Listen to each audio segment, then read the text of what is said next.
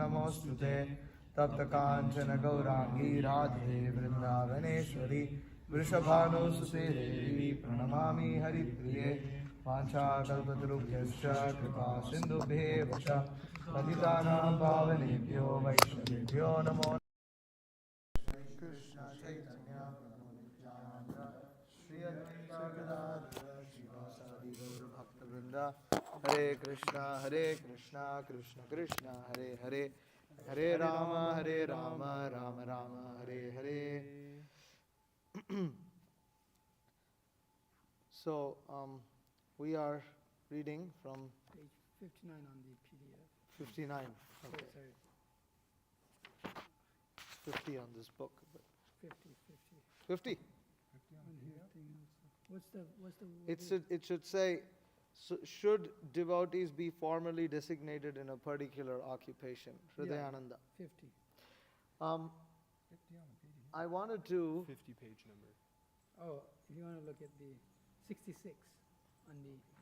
Oh, okay. If, it says 50 on the PDF itself, but then it's 66 on the number. Anyway, it's like 66 is the PDF. Anyway, 50 is the page number. Past couple weeks. So, last week we were speaking about the Pandavas, and I wanted to speak a little bit more about that. And the class started already, Prabhu. What are you looking for? Want a mic? I think we're okay. What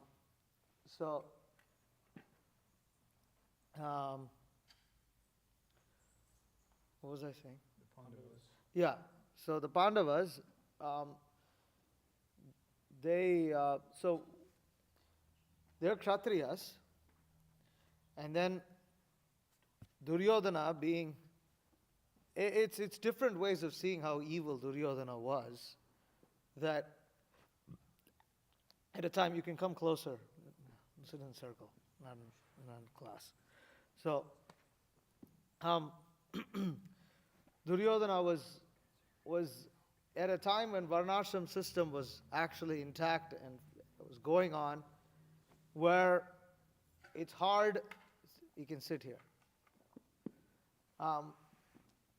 where it's hard for other people to do other kinds of occupation and other kinds of duties, especially Kshatriyas are not capable, and other Varnas, only Brahmana is able to do this, and other Varnas it's very difficult. And in spite of that, he made them do this by having this 13th year incognito. Now what's amazing is them being devotees, they tried to do their best. And they performed it quite exceptionally well, that they were completely undiscovered for the whole year. They convinced everyone around them that this is their occupation, this is who they are. So they were that much expert. But during that period,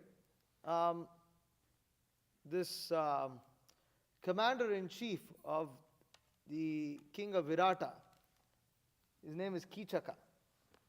He fell in love with incognito Draupadi. I forgot her name. Sairindri. So he fell in. What was she doing? She was just She was a maidservant of Virata. Virata's wife. She was a maidservant of the queen. So Kichaka, who was the queen's brother.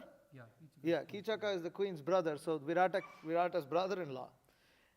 He fell in love. He was a demon basically, and he fell in love with Sairindri, who's none other than Draupadi, and he wanted her to marry. Now she's a maid servant, so that means you don't have much of a choice. The royalty is asking you, and she was refusing, and she said, "I have 5 husbands who are Gandharvas. They will come and kill you, and this and that." But Kichaka didn't care. He said, "What Gandharva nonsense? I can deal with anybody." And when Sairindri actually went to if my memory serves right, Sairindri even went to the other brothers, not just to Bhima. At least I think she went to Yudhishthir, who was again, and she was encouraged to just somehow tolerate and prolong, and that's what she was doing for quite some time. But there came a point where she said, it's impossible for me to bear this anymore. And she goes up to Bhima and she cries. And Bhima is like, screw the incognito, I'm done. He tries to, but he says, I can't bear this insult anymore. My brothers prevented me. Yudhishthir prevented me in the Rajasabha, where they were disrobing you. But now I can't tolerate this anymore. This Kichaka will be no more. Basically, it so happens that Sairindri traps Kichaka by calling him to a secluded place. And Bhima, in disguise, dresses there in the dark, and Kichaka is excited and he touches a body that feels like iron. Because that's how Bhima's body is. And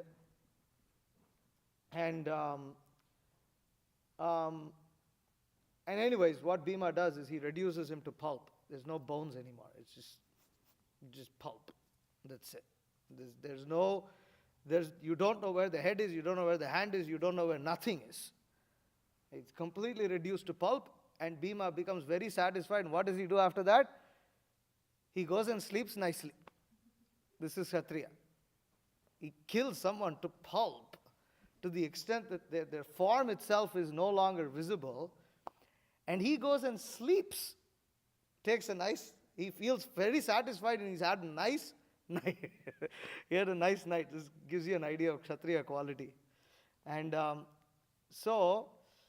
Janardhan Krishna Prabhu is sitting in a circle, so he'll sit there.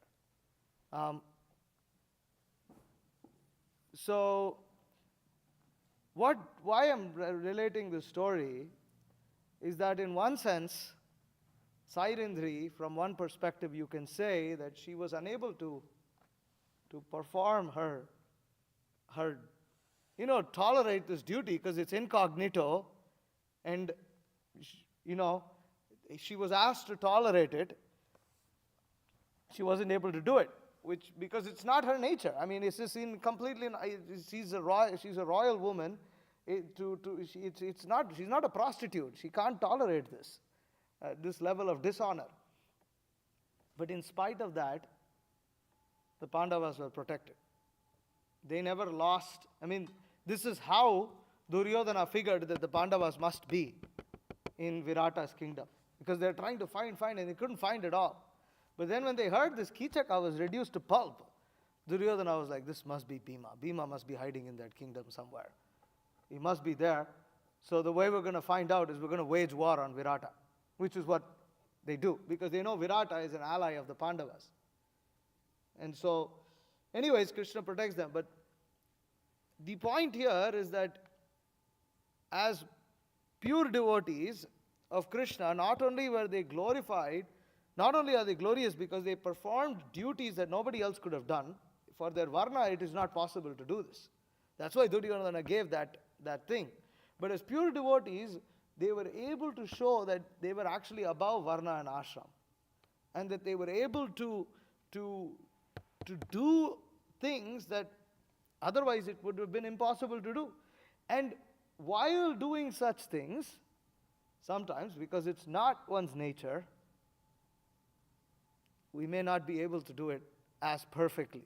In one sense, that 13-year, it didn't go perfectly because Kichaka got killed. It shouldn't have happened.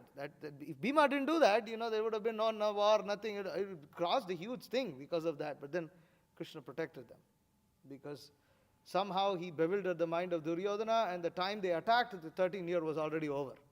And just at that time, anyways, it's a big story. But so from this, we can see, and the other thing, what you can think, why did Krishna have the Pandavas? Why did he allow this? When the Pandavas went to the forest, And, and other times also, they killed a lot of demons in the process.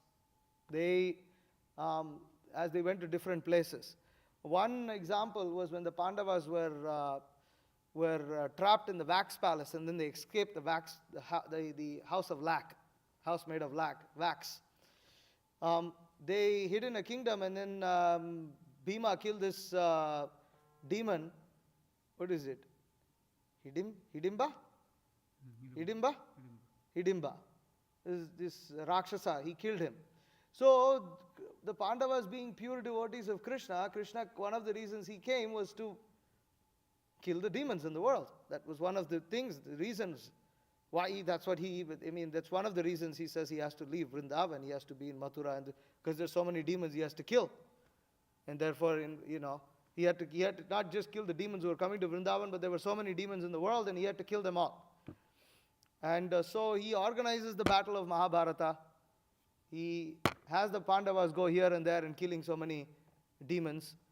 So the Lord has his purpose for why he makes his devotees. Externally, it looks like the Pandavas were just suffering, even though they were devotees of Krishna. But Krishna has his ways in how he wants to engage his devotees in his service. And this is relevant to discussions that we are engaged in, because this Varnasrama and this establishment that Srila Prabhupada is speaking, this is not very easy. So we can continue reading. This is where we're getting right into. Hridayananda is going to talk. So somebody can start reading. Okay. Bhagavan. No. Hridayananda. Should our devotees be formally designated in a particular occupation? Prabhupada. Actually, devotees are above this Brahmana, Kshatriya, Vaishya, Shudra. You want to have? Yeah. But for management of material things, we have to divide. Just like in the body there are divisions, there are Krishna. Krishna was acting as a Kshatriya. In his boyhood, he was acting like a Vaishya. But Krishna is neither Kshatriya nor Brahmana. This is the example. He was a cowherd boy. That is the business of Vaishya. And when he was fighting in the battlefield, he was a Kshatriya. He was marrying as a Kshatriya.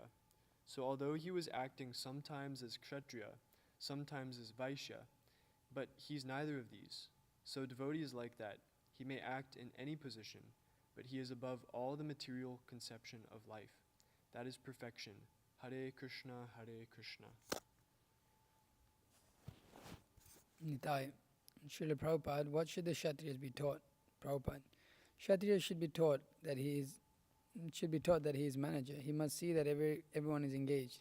And if there is any fight, he must come forward to fight. This is Kshatriya's business. There may be a fight. Somebody may attack us. Not that chanting Hare Krishna, Krishna Krishna. No. They must come forward. Yes, we are prepared to fight. That is Kshatriya. So yeah, as Prabhupada is saying here, that devotees is like that. He may act in any position, but he's above all material conception of life. So this is what the Pandavas displayed.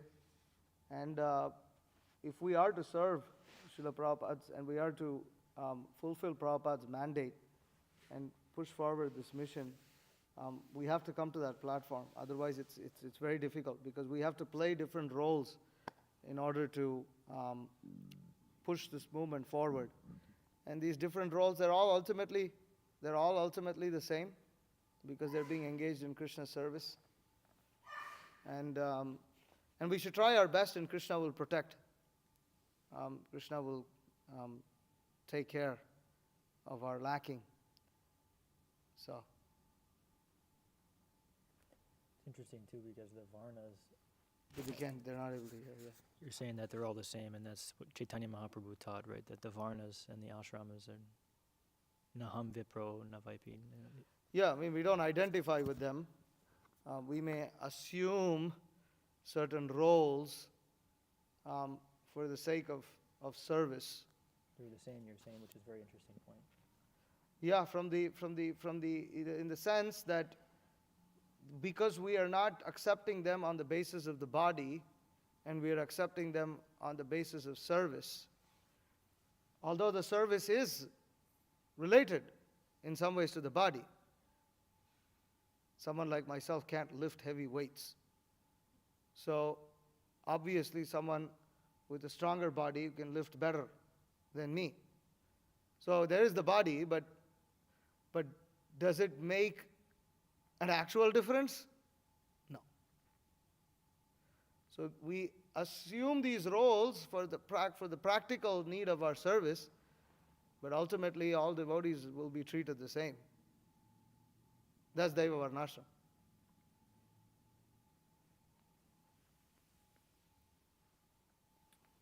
Tamal Krishna. Prabhupada, in our centers, we are awarding Brahmana initiation, second initiation. Prabhupada, no, initiation should go on. Even you do not understand what I have said, that is for Vaishnava. A Vaishnava and Vishnu, just like Krishna is Vishnu, he's not human being, but he was acting like human being. Similarly, Vaishnava is transcendental. But for proper management of the material world, one should be acting like a Brahmana, one should be acting like a Kshatriya. That is required. Just like actually we are doing so. Some of you are preaching and some of you are cleansing the temple. It does not mean that a sannyasi who is preaching, he is better than that man who is cleansing. Their position as Vaishnava is the same. But for the management, one is cleansing, one is seeing the construction, one is going to preach like that. That should be there. It is not that because I have taken sannyas, therefore I cannot anymore do anything. If need be, he has to act as a Kshatriya or Shudra. It doesn't matter. Hridayananda, Prabhupada, doesn't matter. But for management, this division must be there.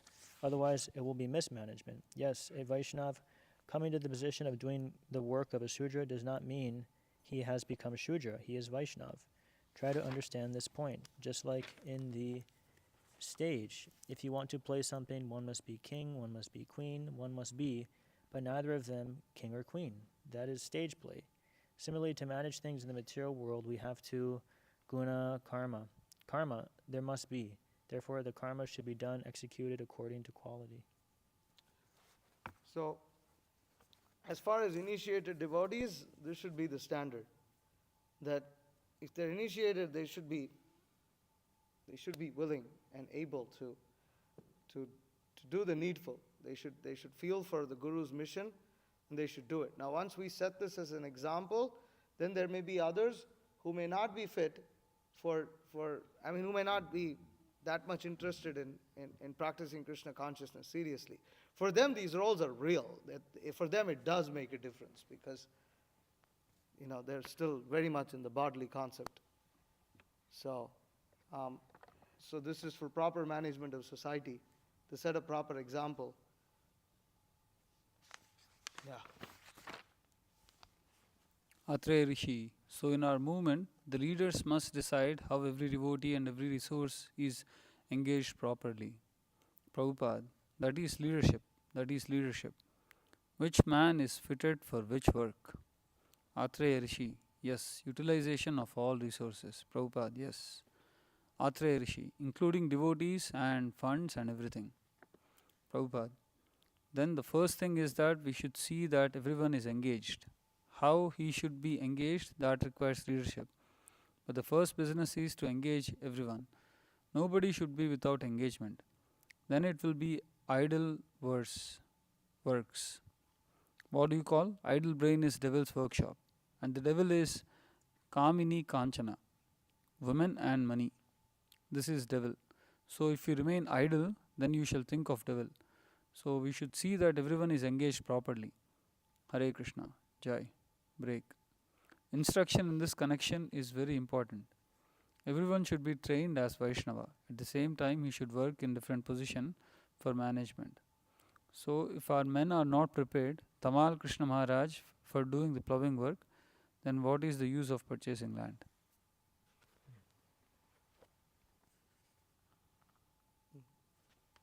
Go on. Tamal Krishna, they are not prepared.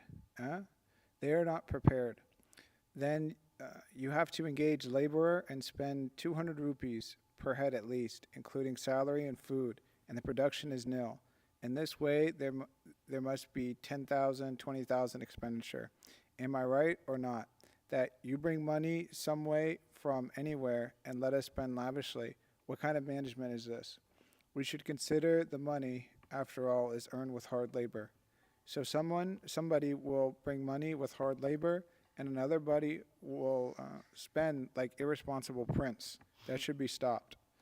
That is management. Break.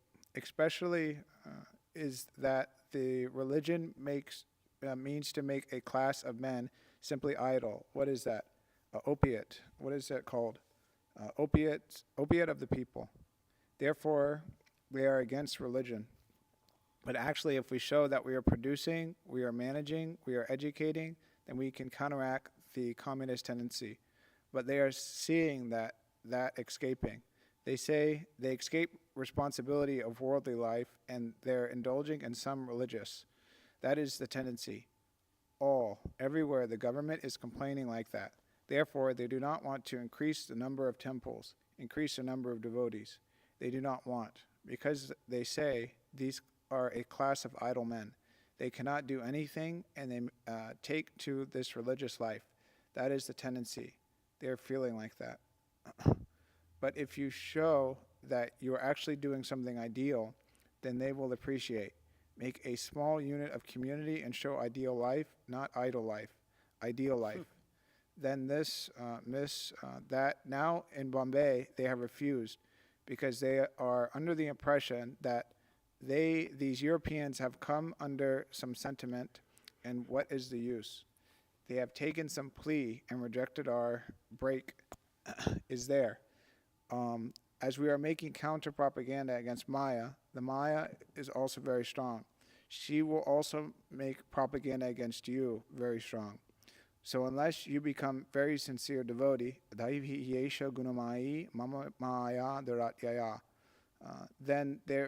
it will not be possible to conquer over Maya. You'll be succumbed. Hare Krishna. Daiviyesha gunamayi mama maya duratyaya mamevi prapadyante mayam etam tarantite.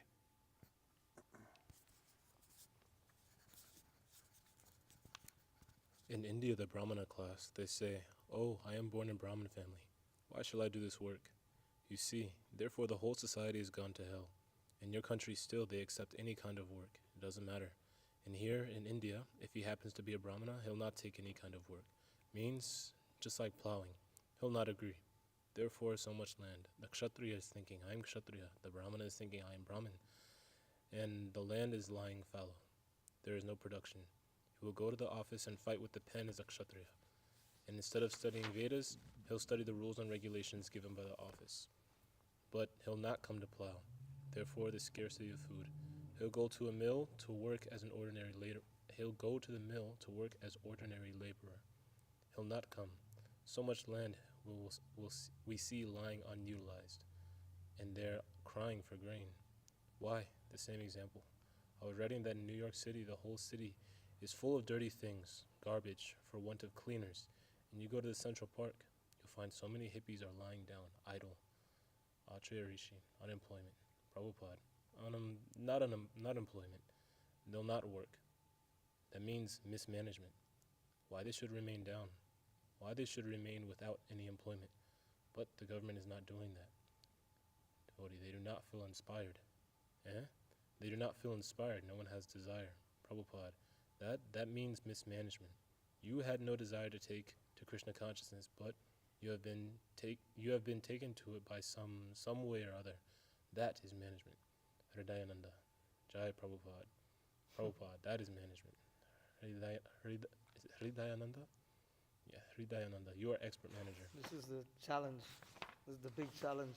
You can see here, Prabhupada is talking about the Brahmana. I'm born in a Brahmana class. Why shall I do this work?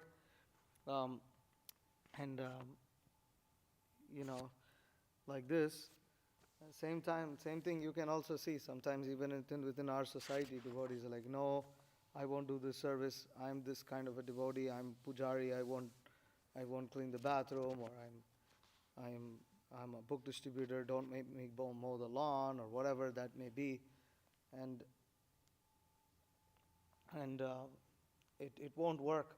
We should be prepared, even though now management also means that engaging people according to what their psychophysical abilities allow. But at the same time, when there is need, we should be willing to do it. Just like Prabhupada is saying here, that the land is lying fallow. There is no production. But then the Brahmana, he won't plow. He'd say, no, I'm Brahmana. I won't agree to this. And this kind of challenge is also seen within even the farm communities that are currently run by our God siblings in India. They face this challenge, where it's because they don't feel inspired. They don't have desire sometimes. That I can't do this. It's too much. And like that. So then that's where management comes in, is that you have to try to inspire them. And it's not an easy task. Sometimes people won't be inspired. And then you have to take some kind of action, which in some ways also forces. Some force may also be required. Everything, and Prabhupada he gives immediately the next example is actually a child does not want to go to school, but the parent has to send him to school. And you can't, if we have to expect that the child is only going to go to school when he feels inspired to go to school, then he's never going to go to school. So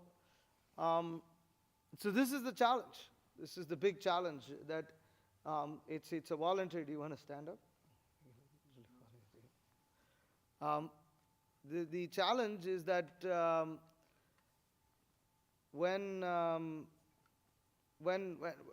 it's a voluntary service. Our society is made of voluntary people who want to serve voluntarily. But still you have to inspire them to get them to do all kinds of things. And this is management. This is tough. It's not an easy job. It's not an easy thing. And sometimes things aren't black and white either. Right? It's not that there's only full-time and then there's congregation. But then the congregation also needs to be inspired to do service.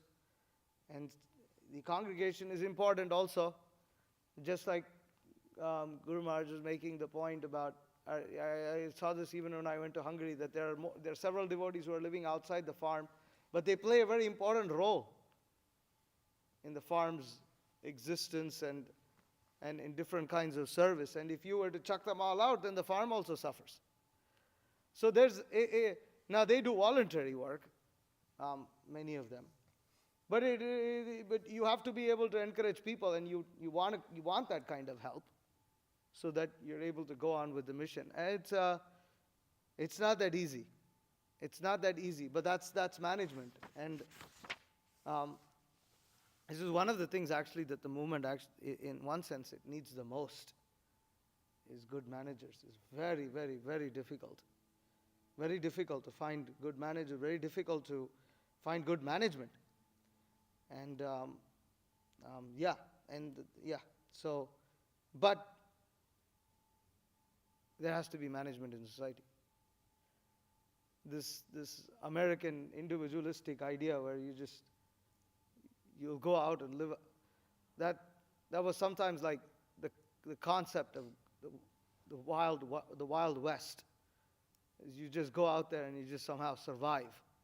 And the homesteaders, and that was kind of like, in some ways, that if you homestead, you're fully independent. You don't need anybody else's support. But it doesn't really work that well. A community is required. And once you have a community, immediately there's management. It's just impossible to avoid it. And you have to keep everybody engaged. And one thing, where did we hear that?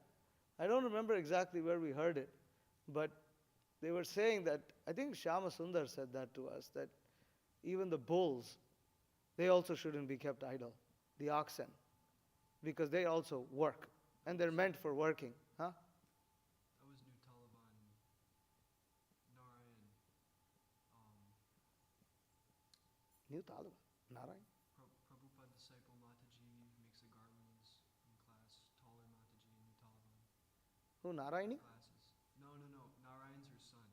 We met with him and his wife to speak about the Who's the Mataji? Guru Maharaj said she's a pure devotee, she's going back to Godhead.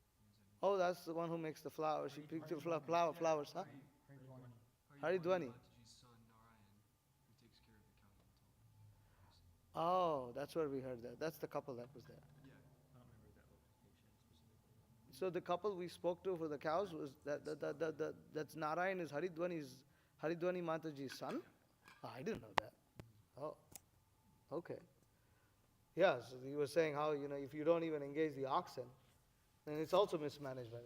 It's a big challenge. Big challenge. Because the oxen, they also multiply. You know, every man has to take care of 2 oxen. Maybe max he can deal with 4. He cannot more. So with every 4 with at least every 2 oxen, you need 1 male. Who's going to deal with that? It's a lot to think about. But Prabhupada wanted this ideal.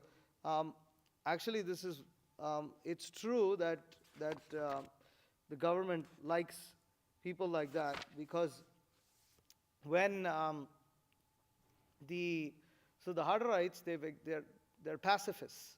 You know what pacifists are? Non-violent. Huh? But what does that mean? Basically, it means they won't fight in wars, and they won't pay. They'll object to any form of taxation that involves their money being used for war and things like that, which they can't avoid these days. But that's technically what they are against.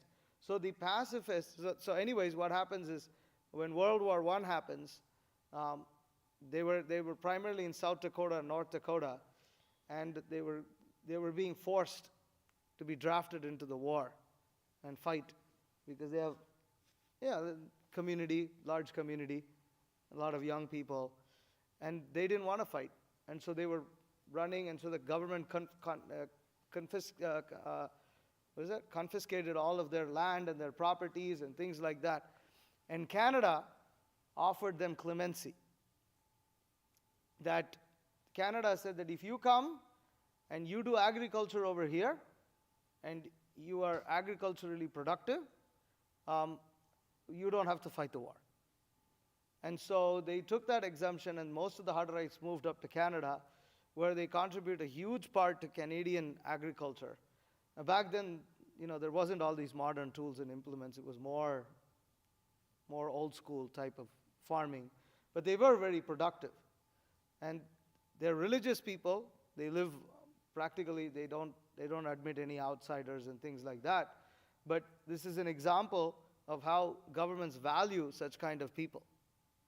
That even though one government decided to torture them, another government saw the use in having them and invited them over.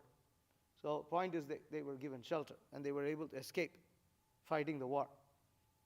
So what Srila Prabhupada is saying is not out of the realm of possible. It's easy to see that. Okay, so you want to continue? Just a quick question. You were saying about it takes 1 man to manage 2 bulls? 2 oxen. 2 oxen, right? Train and engage. That's like a full-time service for 1 man, you're saying? Pretty much. Oxen have to be engaged about, I think, 4 hours a day. And then they can do some other things, but I mean, it's 4 hours. And then that's working the oxen. But then there's also other things that you may need to care. Right. Or, anyways, they're part of cow protection, so they may be doing other things related to cow protection. But Generally, it's not a full-time thing. That's what I've seen. Which one? In the villages, it's not.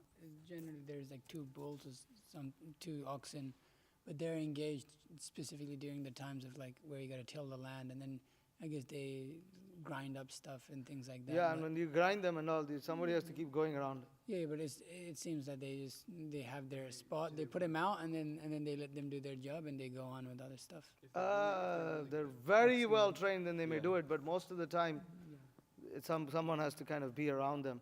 We were seeing, for instance, they grind oil. This is one of the things that oxen can do. You still need a guy there. They're using two persons. 2 persons. One was pressing the seeds into the gani, and then another person was directing directing the oxen. Yeah, I don't know how much practical it is to engage every single oxen, but it does involve manpower. That's for sure. Because oxen is nearly half of your herd. It is. To engage every oxen. But yeah, that's why That's the ideal. everything in Vedic culture boils down to having manpower. This is just what it is. So, which is why our movement should focus on getting more manpower, more than implementing a lot of the other things. Like if you don't have manpower and you're not able to generate manpower, and the manpower has to be generated in two ways. This is another important point to understand, that the Hadarites are about 40,000 in number now in North America, and they have about 400 colonies, 400 some colonies, and they're constantly growing only by producing children. They don't admit any outsiders. There's another community that I'm studying. They're Christian, intentional. They admit outsiders. They're called the Bruderhofs. They admit outsiders and they also have children. But the thing is, we need to, if you want to maintain the number of devotees, then you have to admit people from outside, because everybody is not getting married. And then those who are married should at least have 2 children in order to replace 2 of them. That's the minimum. If you look at a country's population, the population of a particular country, these are things they don't like to talk about in school, and they don't talk about it. And it's killing society outright, because the races that produce more children end up overtaking countries and overrunning them because there's not enough manpower. And there's population implosions happening now in Japan, in Korea, and these countries are out. I mean, they're going to be finished in the next 20, 30 years, because everybody is going to become geriatric soon. And that's it. Means old. So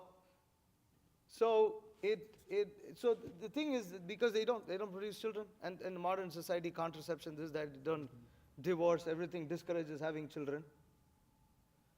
But Get a bunch of old people in the economy. well, I mean, they can't work. Yeah. So what economy do you have? Everything will collapse. That's what the village situations. And this is funny that That's what the village situations are in India. And yeah, village situations in India, all the young people fled, and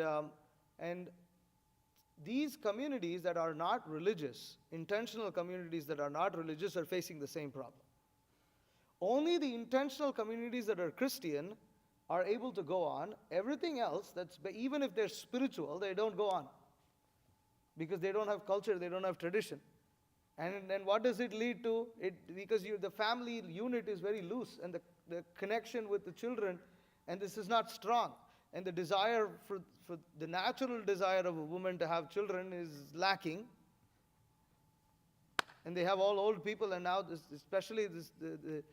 study in this regard is the Find Horn community in Scotland. So these are very relevant subject matters to us. So the only way the Krishna consciousness movement will continue is not just by preaching to outsiders. We need to be making devotee children. Those who are married have a duty to have children and to raise Krishna conscious children. It's a very, very, very important part of society. Actually, if done properly, it's actually more important than converting outsiders. That's where you get the best of, and you will have reliable, because we have all these intentional Christian communities to look at. And what is it? The Hadarites, over 400 years of existence in North America, 200 years of existence in North America, and 40,000 population, they've not had a single criminal in their community, not a single case of homicide. Divorce, non existent. Suicide, not a single case of suicide over all these generations. That's something. 200 years or something. I think they came here in 1800 something. Maybe 17, 18, yeah, something like that. People make the argument that mental health problems are not increasing over time, but only the ways to measure mental health problems It's are such increasing over time. nonsense. But this is complete proof. Like no homicide, no suicide. It's complete proof that it's nonsense. Yeah.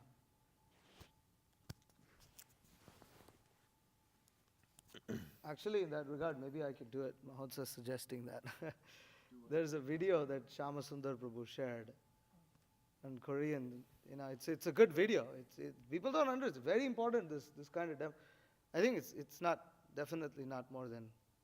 Okay, turn on the TV. I wanted to see the duration of it. Let me see.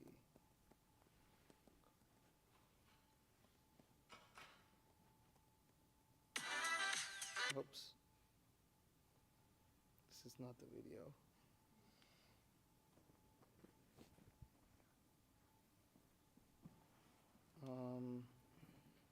I don't know where I gotta find the link of that thing. Turn it on? Okay. Kurgisat, yeah. Let me see. We could do it. And the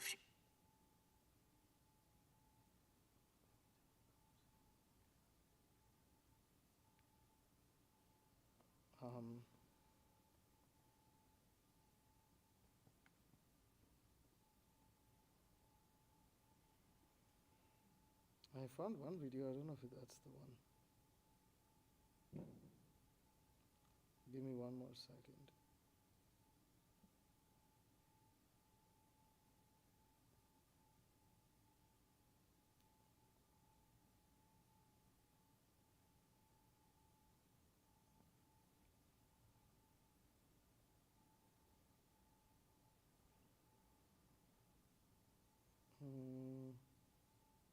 Okay, this is it. and Okay.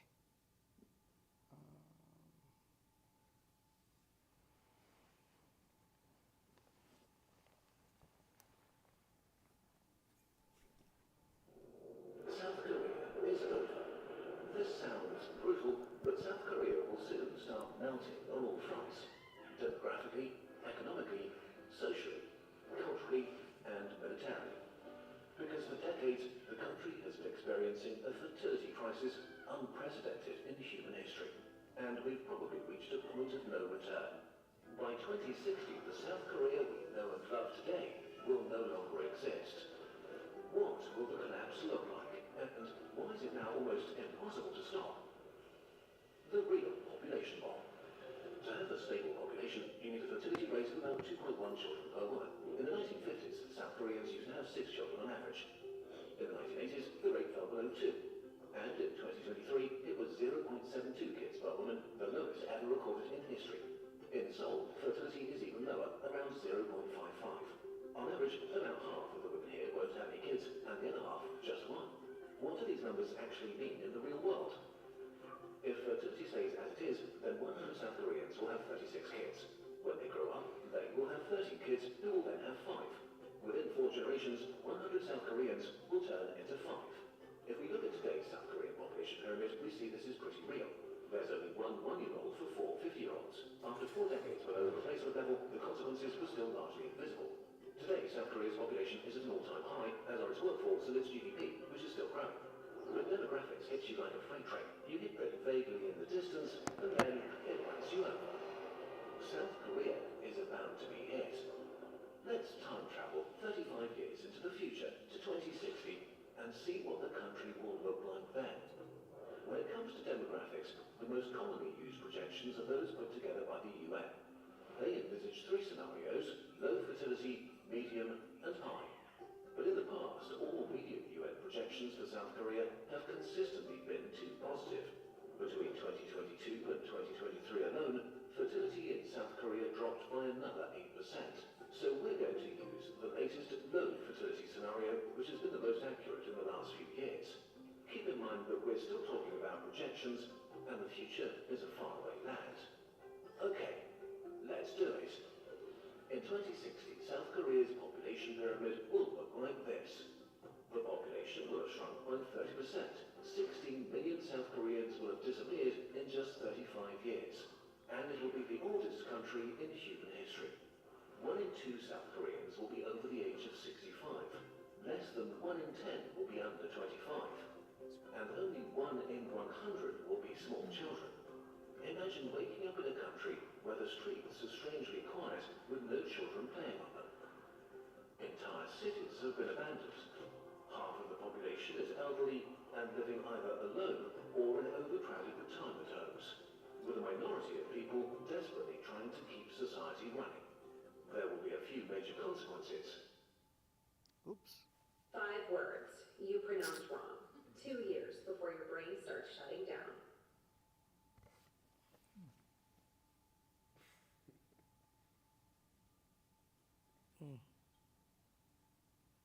Stop.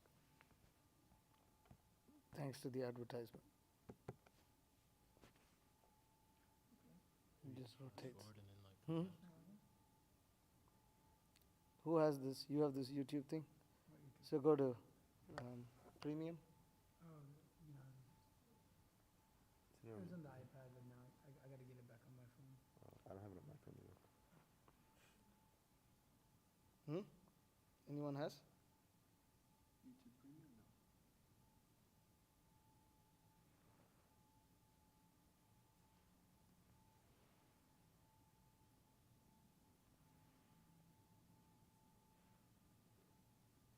Will be small children. Imagine waking up in a country where the streets are strangely quiet with no children playing on them. Entire cities have been abandoned. Half of the population is elderly and living either alone or in overcrowded retirement homes, with a minority of people desperately trying to keep society running. There will be a few major consequences. Economic collapse.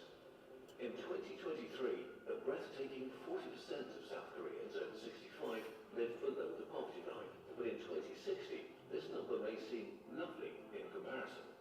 Today, South Korea has one of the largest pension funds in the world, worth about $730 billion US. But it's projected to stop growing in the 2040s and be completely depleted by the 2050s. So in 2060, pensions will have to be paid by the working population. Estimates vary, but for a pension system to work, the minimum a society needs is between 2 to 3 workers per retiree paying for them with their taxes. But even if we assume that all South Koreans over 15 will be working in 2060, the country will have less than 1 worker per senior. Workers will be unable to stem the incredible costs. So not only will poverty among the elderly be common, but a big chunk will be forced to work. Except they may not be able to find jobs because by 2060, the South Korean economy may have collapsed. Broadly speaking, the size of an economy is linked to the size of its workforce. To have a big economy, you need a lot of workers to produce a lot of things and a lot more people to buy them. Today, South Korea has about 37 million people of working age, generating a GDP of about 1.7 trillion US dollars. But by 2060, its workforce will have shrunk to less than half, to about 17 million. Of course, technological progress means that productivity will be higher and each individual will probably produce more than today. Means you But go even crazy. if productivity keeps growing at the same rate or more than we've seen in the last decades, South Korea's GDP could peak in the 2040s. In other words, South Korea will enter a permanent economic recession. There are more optimistic projections that see the recession begin as late as 2050, but they're based on the medium UN demographic scenario, and there are no signs that we're heading there. Another factor in the economy is science, technology, and innovation, areas in which big leaps are typically made by young adults and the middle-aged. Young people have fresh ideas that contribute to the wealth of society. Significantly fewer people working also means way less tax for the government, which will be trapped between a rock and a hard place. On the one hand, having to provide for half the population that are seniors, on the other, seeing its income diminish. It will be forced to shut down or cut essential services like hospitals or social Since infrastructure only works at scale, smaller communities may be abandoned as the country contracts into its metropolitan areas. And of course, there won't be enough money to invest in the future. This is bad. But what will happen to South Korean society and culture may be worse. Societal and cultural collapse. Speculating on how societies will develop is extra hard, but there are a few pretty unavoidable trends. Today, already about 20% of Koreans live alone. Also, 20% report having no close friends or relatives. By 2060, 50% of South Koreans aged 70 will have no siblings, and 30% will have no children. Young adults between 25 and 35 will only make up 5% of the population and typically have no siblings at all. This leaves the elderly with almost no close family and young adults with little family and few potential friends, especially outside of big cities. A loneliness epidemic of epic proportions is all but guaranteed. On top of that, South Korean culture will probably experience a huge decline. In 2000, there were 17.5 million South Koreans between 25 and 45, and they made up 37% of the population. This was the generation that brought us K-pop, K-drama, K-food, and many other trends that spread around the world. In 2060, there will be just 5.6 million people in that age group, and there'll only be 16% of the population. Many cultural traditions are already struggling because the older generations are having trouble finding young people to pass them on to. As young people disappear, many traditions will die out. Without young people, the soul of South Korean culture will shrink and wither away. And on a personal level, what kind of experience will it be growing up in 2060? What will youth culture be like in a country of seniors, where many universities, schools and kindergartens are abandoned as there are no longer children to fill them with life? What kind of job prospects will they face, and what will politics look like? If young people don't want to remain alone, they'll concentrate in Seoul or a few other big cities, or worse for South Korea, emigrate to other countries.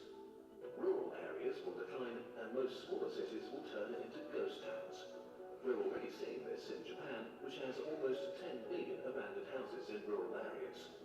Large parts of South Korea will simply vanish and be reclaimed by nature.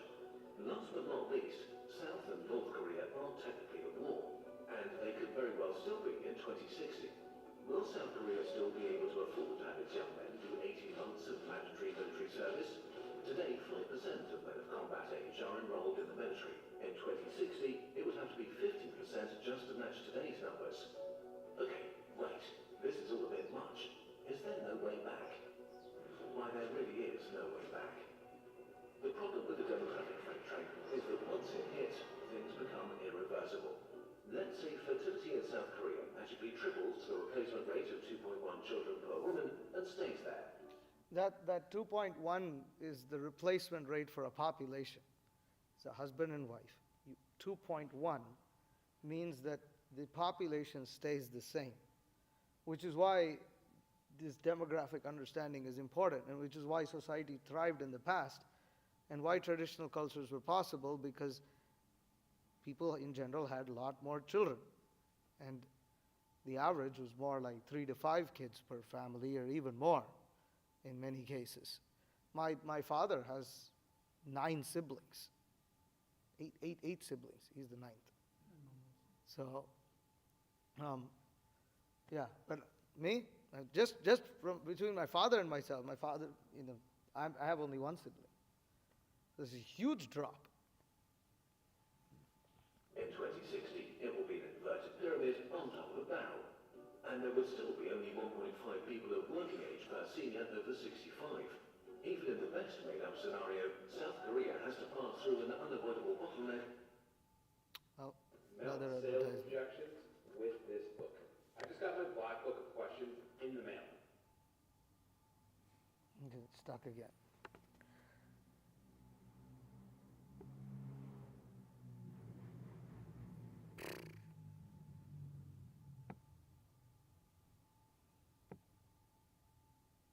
Hmm.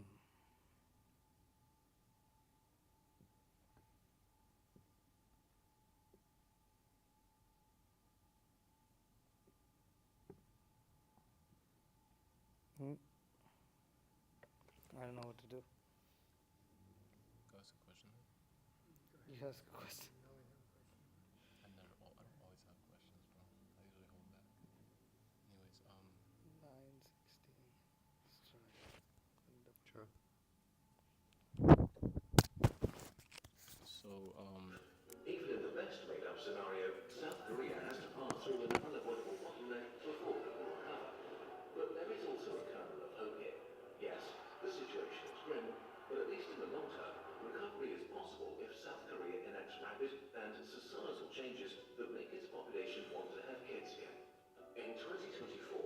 rose for the first time in 9 years, 3% more than in 2023. But for that to continue, South Korea needs to face the music and ask how they got to this point. How could it get that bad? In general, as societies get richer, more educated, and child mortality plummets, people decide to have fewer kids. What makes South Korea special is that it's somehow supercharging all of these trends. South Korea lifted itself out of poverty in record time, but in doing so it developed a unique kind of workaholism and extreme competitiveness. Although the work week is 40 hours and the legal maximum is 52 per week, unpaid overtime is normal for many, and the government even proposed to raise legal work time to 69 hours per week. Despite this, South Korea has relatively low wages and a high cost of living. Real estate in big cities is out of reach for most people. The cost of education is extremely high, since families have to pay for private lessons if they want to send their kids to a high-tier college. All of this while South Korea spends less on family benefits than most other rich countries. Old-fashioned cultural norms make matters even worse. Marriage is all but mandatory if a couple wants to start a family. In 2023, only 4.7% of babies were born to unmarried women. Out of all developed countries, South Korean men do just about the least share of housework and childcare within their families. This leaves women with a disproportionate amount of work if they want to keep their jobs after a pregnancy, while many men are overwhelmed by the societal expectation to be the main breadwinner and have successful careers. Starting a family or not is a personal decision, and most South Koreans are deciding against it. The bottom line is that South Korea has created a culture that leads to very few kids. Conclusion. Demographic collapse is not an abstract thing in the future, it's happening right now. And it's not just South Korea. In 2023, China had a fertility rate of 1, Italy and Spain 1.2, Germany 1.4, the UK 1.6, and the US 1.6. Which sounds so much better, doesn't it? Well, after 4 generations, a fertility rate of 1.6 means 60% fewer new people. A fertility rate of 1.2 means 87% fewer people. And fertility rates are still falling. Oh, forget it. I'm not going to try again. That's it. I can send this link if you all want to finish watching this, but that's just too much. How many advertisements it puts in one 10-minute, 12-minute video? Okay, any questions? It's like 7:31. If it's still Yeah. okay. I was gonna say, I mean, maybe they cover this point in the video, but I mean, especially like now, it becomes super expensive to have children. I mean, so I know like that's like a big motivating factor as for like why people don't want to have kids nowadays. Like Yeah, it's the such- modern society. It's yeah. messed up. It's like incredibly. It's like I mean, Completely messed up. the responsibility is like one thing. They say something the more wealthier society gets, the more educated they become, and the less inclined they are to have children. It tells you what modern education is doing. They have all these stats and they miss the point so big. It's crazy. And one thing they didn't put there is how religious people are. Yeah. 100%. The more religious they are, the more children they will have. What does that mean? That means, and you see this all over the world, that means if the Hare Krishnas aren't having enough children, maybe they're not as religious as they should be. They may be externally, it may seem like it, but flies at the face of tradition. Why is there not a more like I guess clear correlation between that, like religiosity and like having children? I There guess? is, they just don't, they didn't put it in that video, but it's there. It's very obvious. It's there. You look at any country that is more religious. Look at India. India's population rates are falling, but also because India is becoming more and more irreligious. Look at countries that aren't so developed. Naturally, they're more religious, and you will see high population rates, high fertility, high children, lots of children. Muslims are really good example. In one case, I mean, or one sense, that also means like less Varnasrama, right? But Um, Yeah, because if you have children and the husband and wife are together and the children are wanted, then you have, because what is one of the definitions that Arjuna gives for Varna Sankara? Unwanted population. It means nobody wants them. But if the husband and wife, they're together, they want the children, they love the children are wanted. They're not unwanted population. They're very much wanted. Okay, anything else? That's a quick one. But, I'm sure, are there like any other examples in like history of like the birth rate like going below the standard? I thought I remember Shamashuna Prabhu saying something to me at one I'm point. not sure of history. Historically, people generally had lots and lots of kids. Yeah. Mortality was also high, particularly in the West. But also in India, because the thing is, it was known they have many children. Here and there some pass away or whatever. Yeah. But, huh? To think of going through that's unimaginable now. Like you're gonna have 10 kids and It was kind of common, you know. attachments, and then maybe like 40% of them will die or something. I don't know. Yeah. It was kind of common back then. That's what modern science points out. Oh, you see, we've reduced mortality, and all this kind of gross stuff is gone, and like that. But then they killed the entire fertility altogether. Yeah. I don't know of other historical examples. I thought I remember hearing something At least I don't remember of any. about Rome and such, but anyways, I don't know. Oh, that's right. That is correct. Yeah. Rome was, yes, that was correct. That is correct. Rome did have that because as they increased in sexual promiscuity, Yeah. that's what actually causes the birth rates to drop, actually, is sexual promiscuity and all kinds of sexual indulgence. Yeah. Back in the ancient times, Romans were, gay, and all this homosexuality was, it was openly allowed in Roman culture. It's kind of amazing. Yeah. Romans, I think, were an example of that. They got overrun by these other tribes around them, even though they were far more civilizationally advanced. Yeah. Isn't that Rome got overrun. side thing? Isn't that like Okay, I have to end. okay? All right. Okay. Hare Krishna. Srila Prabhupada ki jai. Vanchakalpatarubhyascha kripasindhubheva patitanam pavanebhyo. I was gonna say that one thing you hear like gays make as an argument is that